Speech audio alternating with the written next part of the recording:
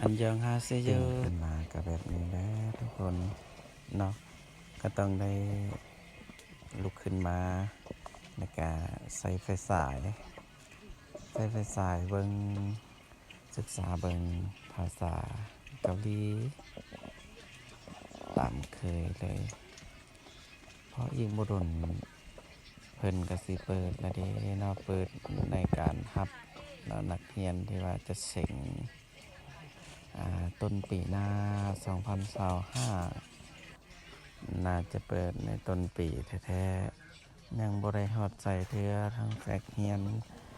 ศึกษาทางด้านภาษาเกาหลีนี่ยังบ่ได้ฮอดใจแค่นี้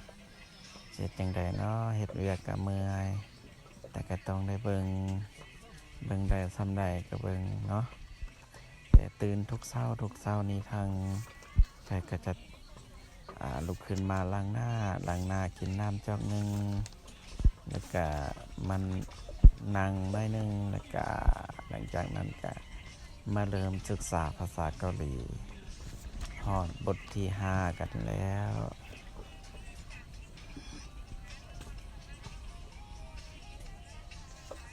เอาใจช่วยเด้อทุกคนเนาะ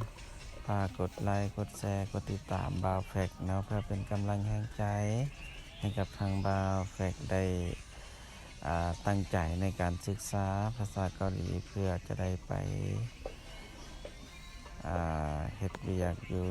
ประเทศเกาหลีเนาะตาม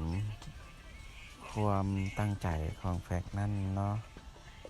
ถ้าว่าเสียงพานได้กำลังใจจาก FC กำลังใจจากทุกคนหากว่าทางแฟกเสียงพานแฟกก็จะได้ไปถ้าเสียงบ่พานก็บ่ได้ไปเด้อทุกคนเด้อเสร็จจังไดดีเนาะก็เนื่องจากว่าทางแฟกก็บ่ได้แบบไปเรียนอยู่ที่โรงเรียนโดยตรง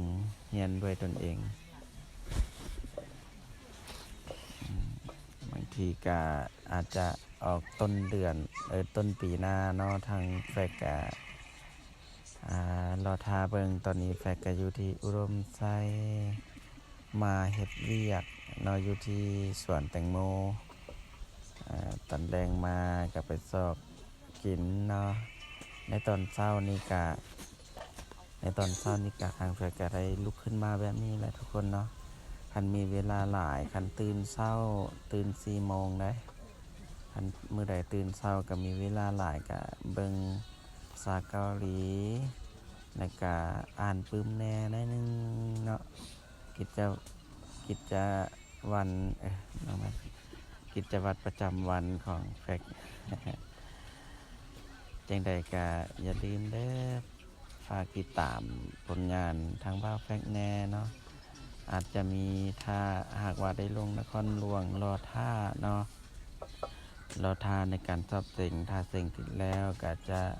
สอบเฮ็ดเวียกอยู่ที่นครหลวงเนาะก็สิได้แบบฝึกตนเองไปในทางที่ออกงานเนาะออกงานร้องเพลงแน่แล้วก็เฮ็ดเวียกทั่วไปแน่เพื่อจะรอท่าในการที่จะกะเกียมไปชอเกาหลีเนาะในการที่ว่าแรงงานลาว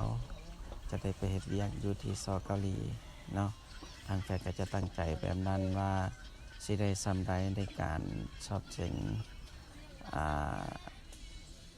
ในต้นปีหน้า2025นั้นจะผ่านหรือบ่